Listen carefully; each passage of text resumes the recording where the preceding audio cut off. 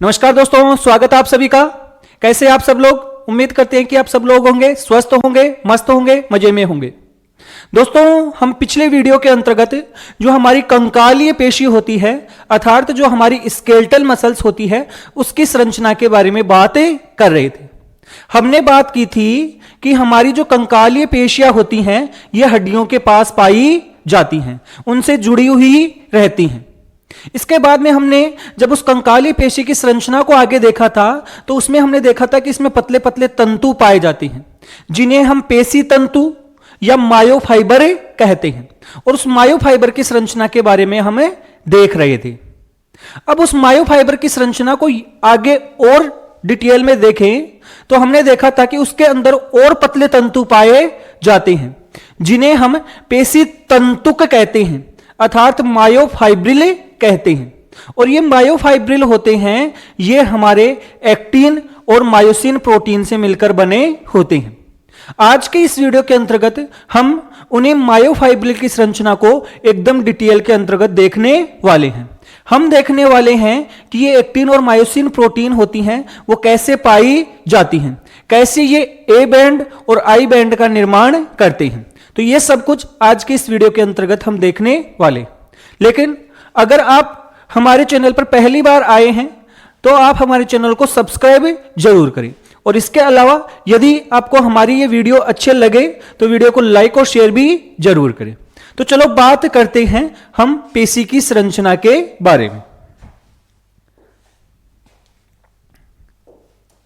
देखो, हमें किसको पढ़ रहे थे? कंकालीय पेशी को पढ़ रहे थे। किसको पढ़ रहे थे? कंकालीय पेशी की संरचना के बारे में हमें पढ़ रहे थे।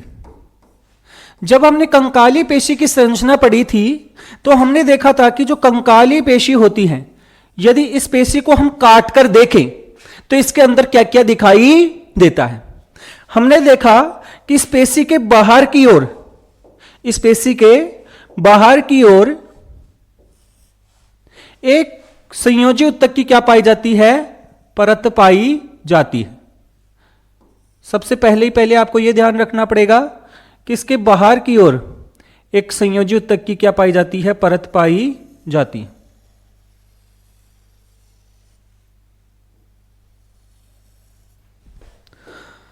और इस परत को हम क्या कहते हैं?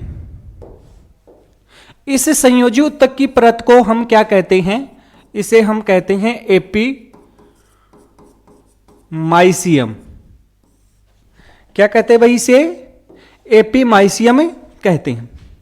अब इस एपीमाइसियम अर्थात हमारी पूरी की पूरी मांसपेशी होती है, इसके अंदर आपके पतले पतले तंतु पाए जाते हैं, और ये तंतु होते हैं, ये वास्तव में हमारी कंकाली पेशी की एक कोशिका होती है।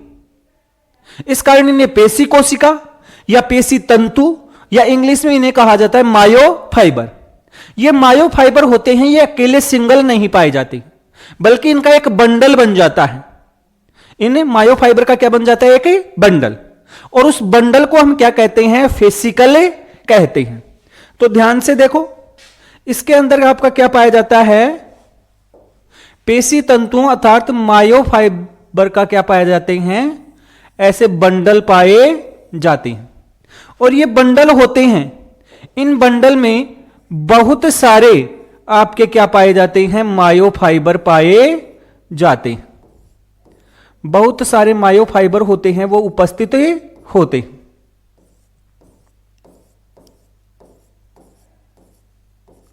तो इन बंडल को हम क्या बोल रहे थे? इन्हें हम बोल रहे थे फेसिकल। इन्हें हम क्या बोल रहे थे? फेसिकल। अब जैसे आपकी इस पेशी के बाहर की ओर एक संयोजी उत्तक पाया जाता है, वैसे ही आपके फेसिकल के चारों तरफ भी, किसके चारों तरफ? फेसिकल के चारों तरफ भी आपके संयोजी उत्तक की क्या पाई जाती है? एक परत पाई जाती है। जैसे ये फेसिकल हैं, इनके चारों तरफ भी संयोजी उत्तक की क्या पाई जाती है? एक परत।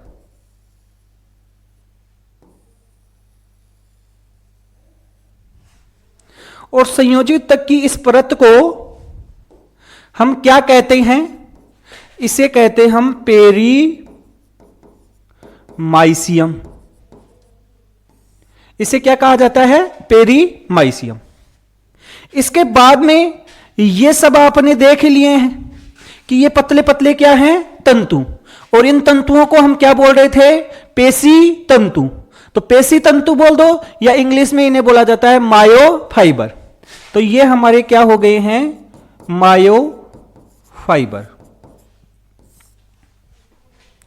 जैसे आपके पूरी पेशी के बाहर की तरफ एक संयोजी ऊतक की परत है जिसे बोल रहे हैं एपीमाइसियम। फेसिकल के बाहर की तरफ संयोजी ऊतक की एक परत है जिसे बोल रहे हैं पेरीमाइसियम। वैसे ही आपके मायोफाइबर के चारों तरफ भी एक संयोजी ऊतक की क्या पाई जाती है, परत पाई जाती है। इसका मतलब इसके चारों तरफ भी संयोजी ऊतक है। किसके चारों तरफ है, इस पेशी तंतु के चारों तरफ। तो देख लो भाई, इनके चारों तरफ भी क्या है, एक संयोजी ऊतक है।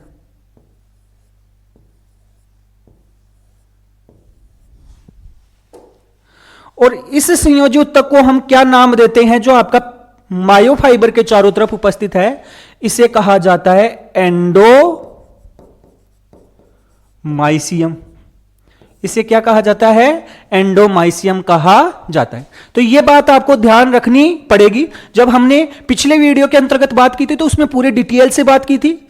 यदि आप पहली बार यह वीडियो देख रहे हैं तो आपसे एक रिक्वेस्ट है कि आप पिछले वीडियो को जाकर एक बार जरूर देखें, क्योंकि अगर आपको वो वीडियो देखा हुआ है तो ही ये वीडियो आगे आपके समझ में आएगा। हालांकि इसके लिए एक क्विक रीजन हम देख रहे हैं जिससे कि हमारा टॉपिक है वो रिलेट हो जाए। तो ये इसके बाहर की तरफ क्या होगी, आपकी एंडोमाइसियम। अब देखो, अब आपको क्या देखना है कि ये सारे के सारे तो हैं ही हैं। अब ये बीच की जो जगह बच गई, भाई ये जो फेसिकल है इनके बीच की जो जगह बच गई, इस जगह में कुछ नहीं होता। तो इस जगह में भी आपका क्या पाया जाता है, एक ऊतक पाया जाता है जो इन फेसिकल को आपस में क्या करके रखता है, जोड़कर रखता है। और उस ऊतक को हम क्या कहते हैं, ध्यान से देखना। जो ऊतक आपके इनके बीच में पाया जाता है, फेसिकल के बीच में संयोजी ऊतक, उसे हम क्या कह रहे हैं,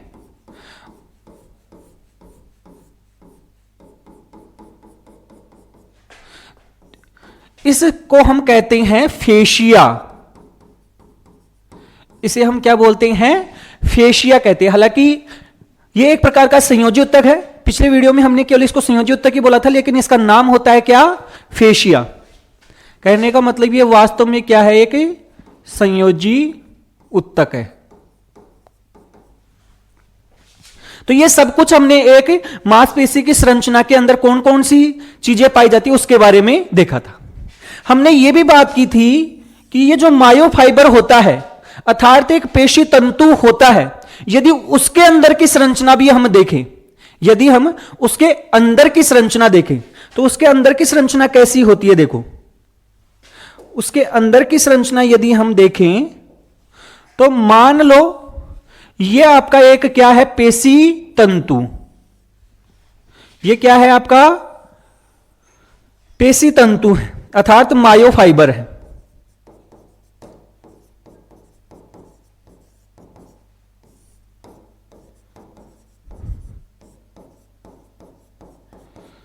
जो कि हमारी एक कोशिका है। इस कोशिका की ये जो सबसे बाहर की परत होती है, हालांकि आपको यह पता है कि इसके चारों तरफ एक संयोजी ऊतक है, यदि उसको हम हटा दें तो हमें क्या क्या दिखेगा। तो इसके जो कोशिका के बाहर की जो झिल्ली है, अब जैसे ये भी तो एक कोशिका ही है, मायोफाइबर वास्तव में क्या है, पेशी कोशिका।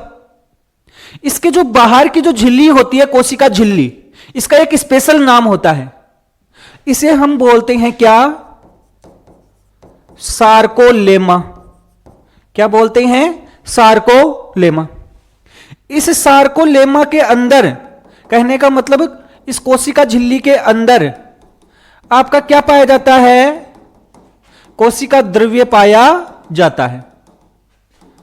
यह तो आप सबको पता होगा, कोशिका होगी तो उसके अंदर कोशिका द्रव्य होगा ही होगा।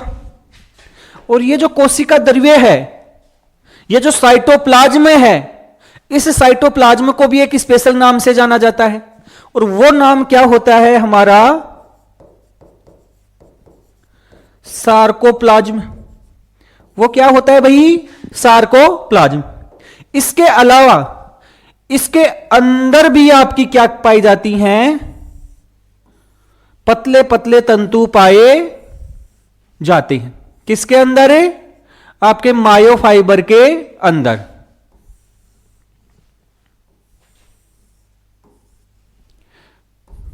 मायोफाइबर के अंदर भी क्या पाए जाते हैं? पतले पतले तंतु पाए जाते हैं। और ये पतले तंतु होते हैं, ये मायोफाइबर से छोटे हैं, तो इस कारण से इन्हें क्या बोलेंगे? इन्हें बोलेंगे मायोफाइब्रिल। इन्हें क्या कहा जाएगा? मायोफाइब्रिल। इस पूरे को बोल रहे हैं मायोफाइबर, और इसके अंदर जो बहुत सारे तंतु हैं उन्हें बोल रहे हैं हम मायोफाइब्रिल। इसके अलावा और क्या बताया था? और बातें भी बताई थी आपको, और वो क्या बताई थी कि इसके अंदर जो अंतःप्रद्रव्य जालिकाएं होती हैं, भाई कोशिका है तो कोशिका में अंतःप्रद्रव्य जालिकाएं होती हैं, लेकिन इसकी अंतःप्रद्रव्य जालिका को हम एक स्पेशल नाम से जानते हैं, और वो इसका नाम क्या होता है? उसे हम बोलते हैं सार्कोप्लाज्मिक रेटिकुलम। भाई अंतःप्रद्रव्य जालिका को हम क्या बोलते हैं? एंडोप्लाज्मिक रेटिकुलम, लेकिन इसके लिए स्पेशल नाम है क्या? Sarcoplasmic reticulum. आपको यह ध्यान रखना पड़ेगा कि सार्कोप्लाज्मिक रेटिकुलम में आपका कैल्शियम आयन होते हैं, उसका क्या पाया जाता है? भंडार पाया जाता है। उसका क्या पाया जाता है? भंडार, जो कि हमारी इसके लिए पेशीय कोशिका के लिए जरूरी है। इसके अलावा और क्या होता है? हमने यह भी देखा था कि इसके अंतर्गत आपका ग्लाइकोजन होता है, वो भी स्टोर होता है, ग्लाइकोजन भी पाया जाता है। यह बात भी आपको ध्यान रखनी है। तो यह हो गया ग्लाइकोजन, जो इसमें संचित अवस्था में होता है। और एक चीज और ध्यान रखना भाई, इसमें आपके ऑक्सीजन को स्टोर करने के लिए विशेष अणु पाए जाते हैं। किसको स्टोर करने के लिए? ऑक्सीजन, और उसका नाम होता है मायोग्लोबिन। क्या होता है? मायोग्लोबिन। तो ये सब कुछ, यहां तक की जो बातें हैं हमने पिछले वीडियो के अंतर्गत देख ली थी। उसका एक हमने फटाफट रिवीजन देखा है, क्योंकि ये जो दोनों टॉपिक है वो जुड़े हुए हैं। जब तक हमें ये पिछली चीज समझ में नहीं आती है तब हम आगे नहीं बढ़ पाएंगे। इस कारण हालांकि हमने ये रिवीजन देख लिया है, फिर भी अगर आपके नहीं समझ में आ रहा है तो आप पिछला वीडियो है पहले उसको देखें और उसके बाद में इस वीडियो को देखें। अब हम आगे बात करते हैं कि ये मायोफाइब्रिल होता है। क्या होता है? मायोफाइब्रिल। यदि इसकी संरचना को आगे डिटेल में देखें, इसकी संरचना को हम क्या देखें? डिटेल में। तो अब हम किसकी संरचना को देख रहे हैं? मायोफाइब्रिल की संरचना को। कहने का मतलब क्या हो गया? पेशी तंतुक अर्थात मायोफाइब्रिल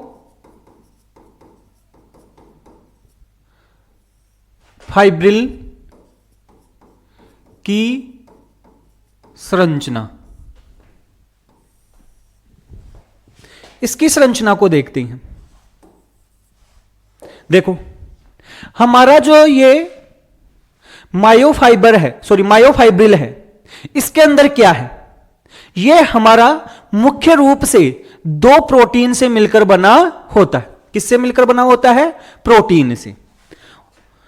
तो ये बात आपको ध्यान रखनी है कि ये प्रोटीन से मिलकर बना होता है, और ये दो प्रोटीन जो हमारी इस मायोफाइब्रिल के अंदर पाई जाती हैं, उनका नाम क्या होता है?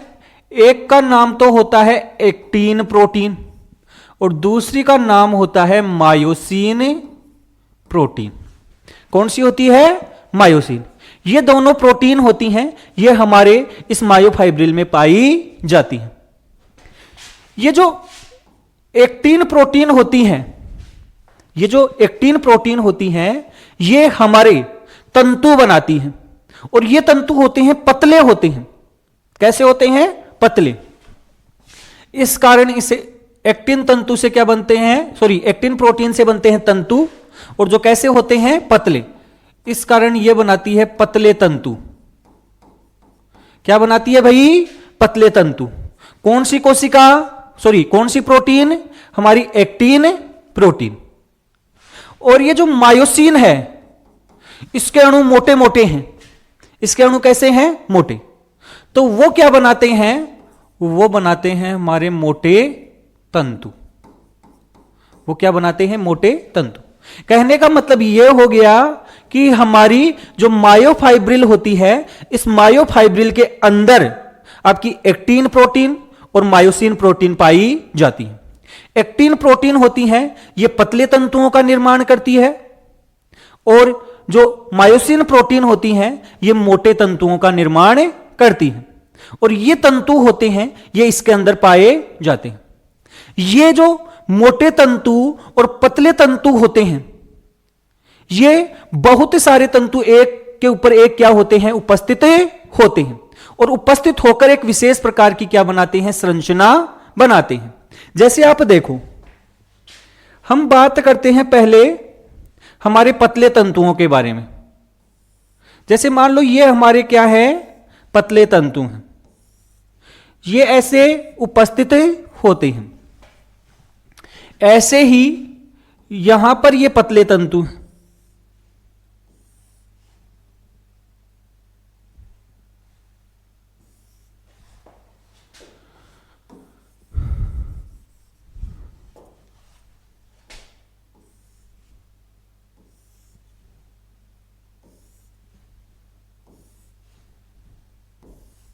ऐसे ये पतले तंतु हैं। अब इन तंतुओं को ऐसे तो उपस्थित है नहीं, इनको पकड़कर रखने के लिए क्या पाया जाता है? कि संयोजी उत्तक पाया जाता है। इनको जोड़ने के लिए एक पतली सी संयोजी उत्तक की क्या पाई जाती है? झिल्ली पाई जाती है, जो कि इनको बीचों बीच से क्या रखती है? पकड़कर रखती है। यहां से इनको पकड़कर रखती है। ऐसे ही इन पतले तंतुओं को यहां से पकड़ के रखती है। इस रेखा को या इस झिल्ली को क्या कहा जाता है? इसे कहा जाता है जेड रेखा। क्या कहा जाता है? जेड रेखा। यह भी क्या हो गई है? जेड रेखा। यह भी क्या हो गई है? हमारी जेड रेखा। अब इसके बाद में ये तो हो गए हमारे पतले तंतु, जो किसके बने हुए हैं? एक्टिन प्रोटीन के। अब होते हैं हमारे मोटे तंतु। अब कौन से तंतु हैं? मोटे। जैसे ये हो गया है हमारा एक मोटा तंतु।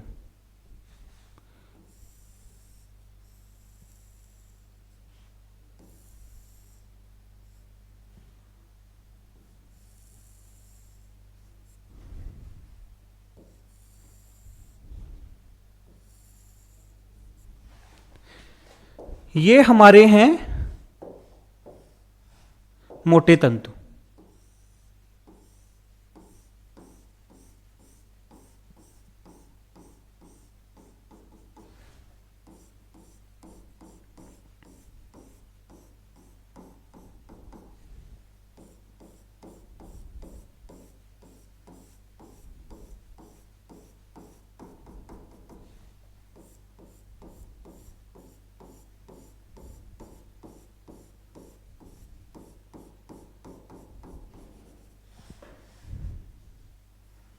तो ये हो गए हैं हमारे मोटे तंतु, और ये हो गए हैं हमारे पतले तंतु। इसी प्रकार से आगे इधर भी होते हैं। इधर भी तो होते हैं।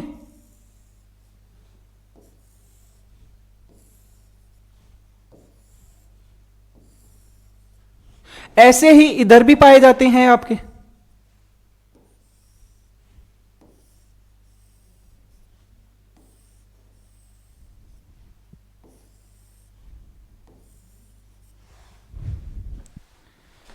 अब आपको देखना क्या है कि ये तो ऐसे पाए जाएंगे, पहले आपके पतले तंतु आ जाएंगे, फिर मोटे तंतु आ जाएंगे, फिर वापस पतले तंतु, फिर मोटे तंतु।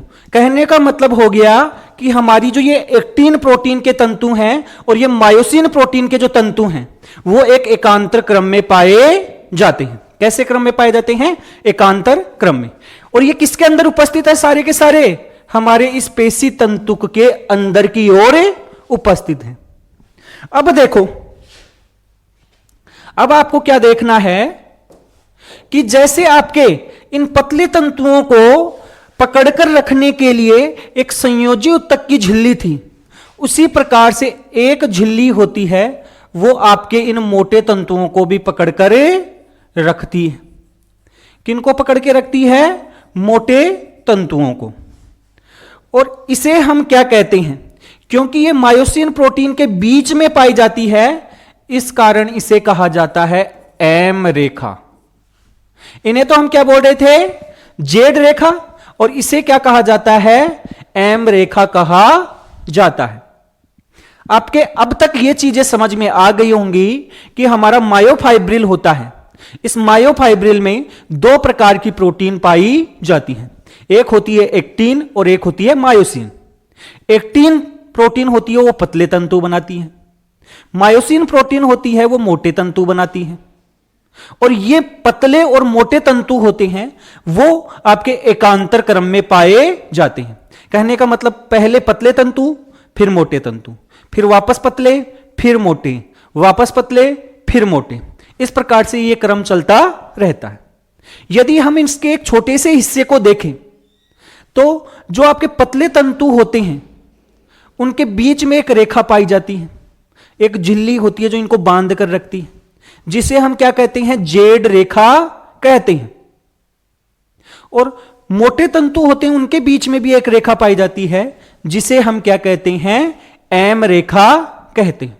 जब आपकी यहां तक की बात समझ में आ गई, अब देखो इनसे बनते हैं बेंड। पतले तंतु और मोटे तंतुओं से क्या बनते हैं? बेंड। बेंड का मतलब क्या हो गया? एक क्षेत्र, एक विशेष क्षेत्र हो गया जिसके अंदर आपके पतले तंतु अर्थात एक्टिन के तंतु और मोटे तंतु अर्थात मायोसिन के तंतु पाए जाते हैं। अब देखो, जहां जहां तक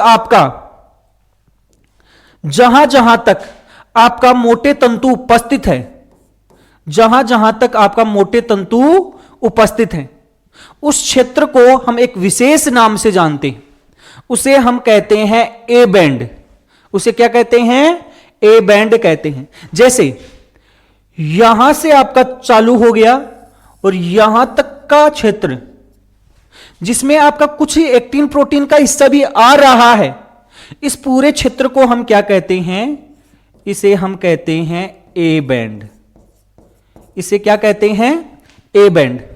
कहने का मतलब यह हो गया कि मायोसिन प्रोटीन यह बोल रहा है कि जहां तक मैं उपस्थित हूं, जहां तक भी मेरा हिस्सा जा रहा है, वो पूरा का पूरा मेरा एरिया है, मेरा क्षेत्र है। और उसे क्या बोला जाएगा? उसे बोला जाएगा ए बैंड। क्या बोला जाएगा? A band. और ये ए बैंड होता है, ये गहरे रंग का होता है। कैसे रंग का होता है? गहरे रंग का होता है। यह आपको ध्यान रखना पड़ेगा। इस प्रकार से यहां से लेकर यहां तक आप खुद देखो, यहां पर भी तो आपका उपस्थित है मायोसिन, तो यह भी क्या हो गया आपका? A band. इधर देखो, यहां से लेकर यहां तक का क्षेत्र क्या हो गया? A band. कहने का मतलब यह हो गया कि जितने क्षेत्र के अंदर आपका मायोसिन प्रोटीन उपस्थित है वो सारा का सारा क्या क्षेत्र, कौन सा क्षेत्र है? A band. अब एक्टिन प्रोटीन बोल रहा है कि भाई मायोसिन ने तो अपना एरिया रोक लिया, मेरा भी तो एरिया डिसाइड करो, मेरा एरिया भी तो डिसाइड करो। ये देखो, ये तो मेरे एरिया को भी लेकर बैठा है, भाई इतना इतना वाला तो मेरा भी तो है, इसमें मैं भी तो उपस्थित हूं, लेकिन मायोसिन तो बोल रहा है कि ये तो पूरा का पूरा मेरा एरिया है। तो एक्टिन बोल रहा है देखो मैं लड़ाई तो कर नहीं सकता। क्यों नहीं कर सकता? क्योंकि मायोसिन रह गया मोटा, तगड़ा रह गया, और मैं रह गया पतला, क्या पता मेरे को हरा दे, तो मैं तो लड़ाई तो करूंगा नहीं। मेरा जो छोटा सा क्षेत्र बच गया उसको एक स्पेशल नाम दे दो, जहां पर केवल और केवल मैं ही उपस्थित हूं, मायोसिन है ही नहीं। तो देखो, आप खुद ही देखो, इस क्षेत्र के अंदर आपका केवल और केवल कौन सा प्रोटीन उपस्थित है? एक्टिन। कौन उपस्थित है? एक्टिन। इस कारण इसे कहा जाता है आई बैंड। इसे क्या कहा जाता है? I band. इस प्रकार यहां से यहां तक का क्षेत्र देखो, इसके अंदर केवल और केवल एक्टिन उपस्थित है, इस कारण इसको भी क्या कहा जाता है? आई बैंड कहा जाता है। तो आप ये समझ गए होंगे कि ए बैंड कौन सा क्षेत्र है और आई बैंड कौन सा क्षेत्र है। ए बैंड वह क्षेत्र है जिसमें मायोसिन उपस्थित है, उसे कोई फर्क नहीं पड़ता कि उसके हिस्से के अंदर एक्टिन आ रहा है या नहीं आ रहा, वो तो बोल दिया कि जहां तक मैं हूं वो मेरा है। और बाकी जो बच गया इनके बीच बीच का क्षेत्र जिसमें केवल और केवल एक्टिन प्रोटीन उपस्थित है, उसे कहते हैं हम आई बैंड। समझ गए कि नहीं समझ गए? तो ये हो गया हमारा आई बैंड और ये हो गया हमारा ए बैंड। ए बैंड होता है, ये गहरे रंग का होता है। कैसे रंग का होता है? गहरे रंग का।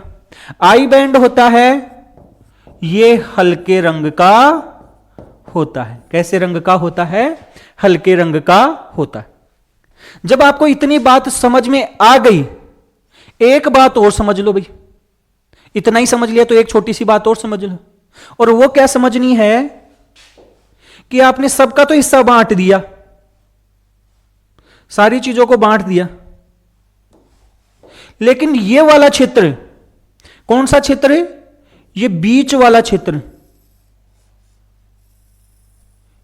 जिसके अंदर केवल और केवल कौन उपस्थित है?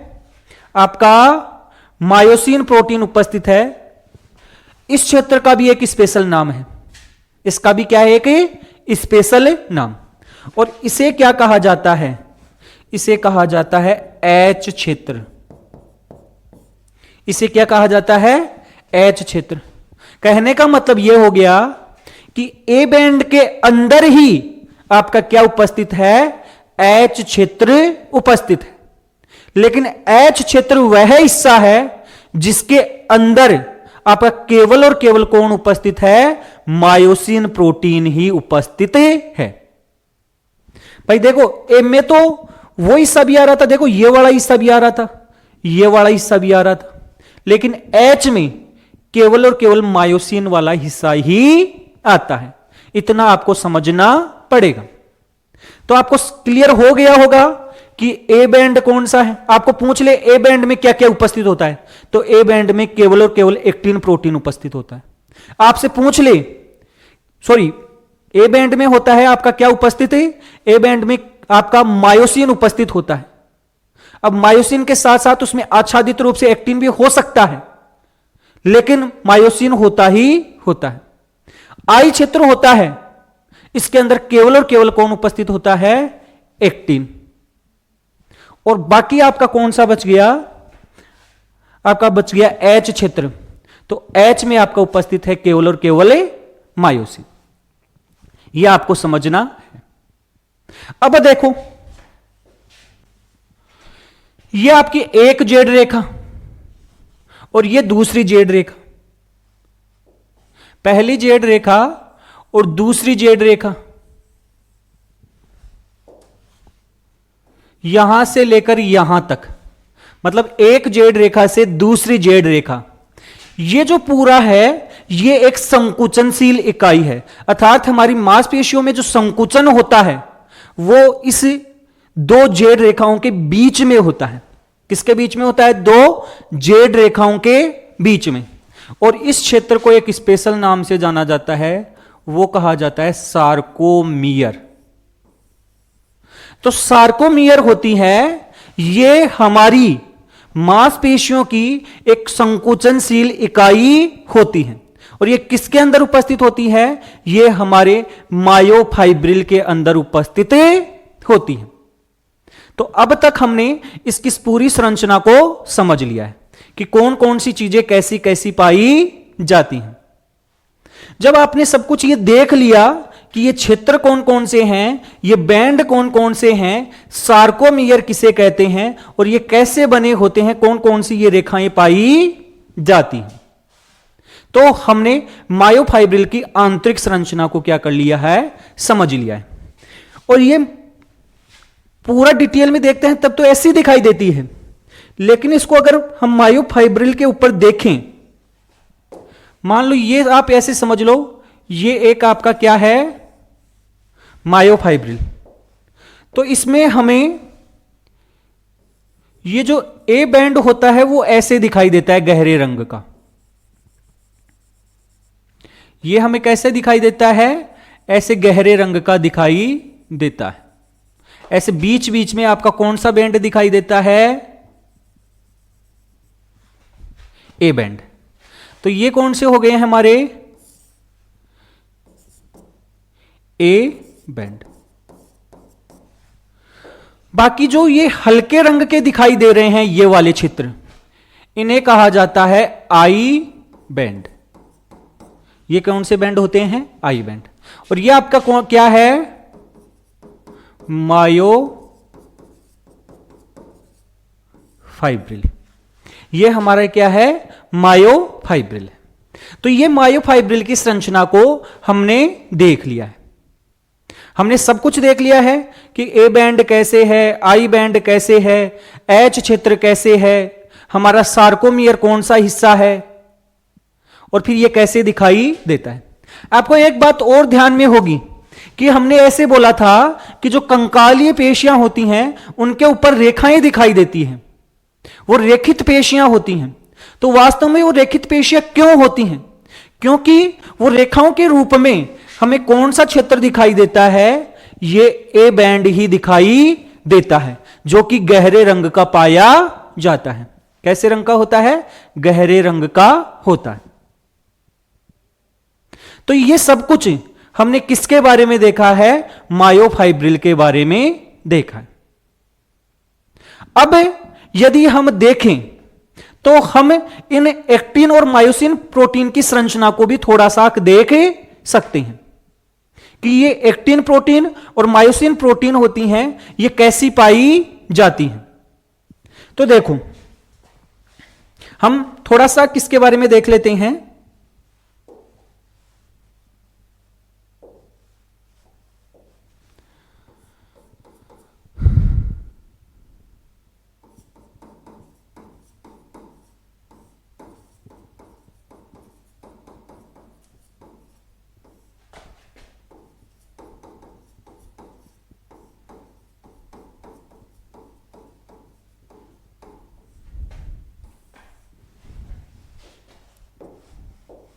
देखो ये जो एक्टिन और मायोसिन प्रोटीन होती हैं, इन प्रोटीनों को हम बोलते हैं संकुचनशील प्रोटीन।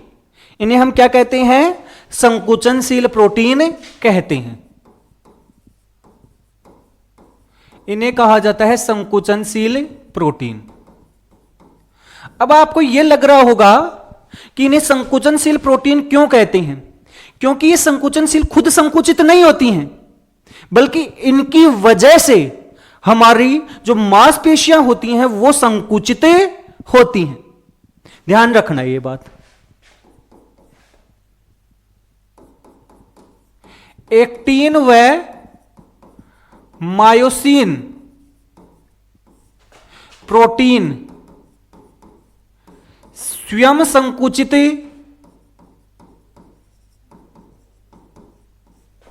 नहीं होती हैं, लेकिन इनके कारण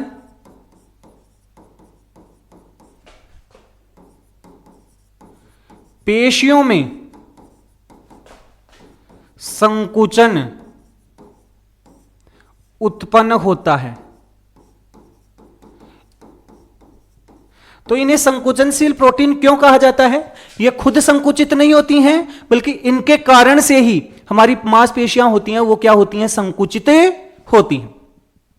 अब देखो, इसके अलावा भी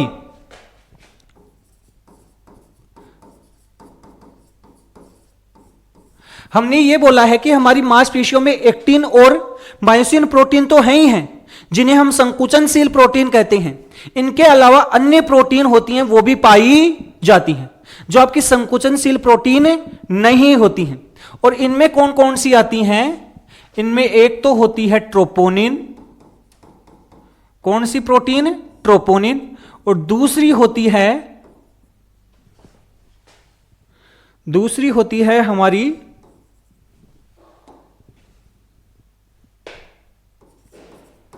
ट्रोपोमाइसिन। दूसरी कौन सी होती है? ट्रोपोमाइसिन। तो ये एक्टिन और मायोसिन प्रोटीन तो पाई जाती हैं। इसके अलावा दो प्रोटीन होती हैं जो आपकी संकुचित नहीं होती हैं, संकुचनशील प्रोटीन नहीं होती हैं, और वो कौन सी होती हैं? आपकी ट्रोपोनिन और ट्रोपोमाइसिन। ये आपकी किसके अंदर पाई जाती हैं? ये हमारी मांसपेशियों में पाई जाती हैं। इनकी संरचना को भी हम देखने वाले हैं, लेकिन इनकी संरचना को आज के इस वीडियो के अंतर्गत हम नहीं देख पाएंगे, क्योंकि थोड़ा हमें डिटेल में देखना है। तो इस कारण आगे आने वाले वीडियो के अंतर्गत हम एक्टिन प्रोटीन और इस मायोसिन प्रोटीन की संरचना को देखेंगे, और उसके साथ साथ में हम यह भी देखेंगे कि हमारी मांसपेशियों के अंदर संकुचन कैसे उत्पन्न होता है। तो यह सब कुछ आगे आने वाले वीडियो के अंतर्गत हम देखेंगे। इस कारण आगे आने वाले वीडियो को भी जरूर देखें, और इसके अलावा आप पिछले वाले वीडियो हैं उनको भी जरूर देखें। आप सबको हमारी ये वीडियो है ये कैसा लगा है? अगर अच्छा लगा है तो वीडियो को लाइक और शेयर जरूर करना। और इसके अलावा अगर आप हमारे चैनल पर पहली बार आए हैं, हमें सपोर्ट करने के लिए हमारे चैनल को सब्सक्राइब भी जरूर करें। धन्यवाद।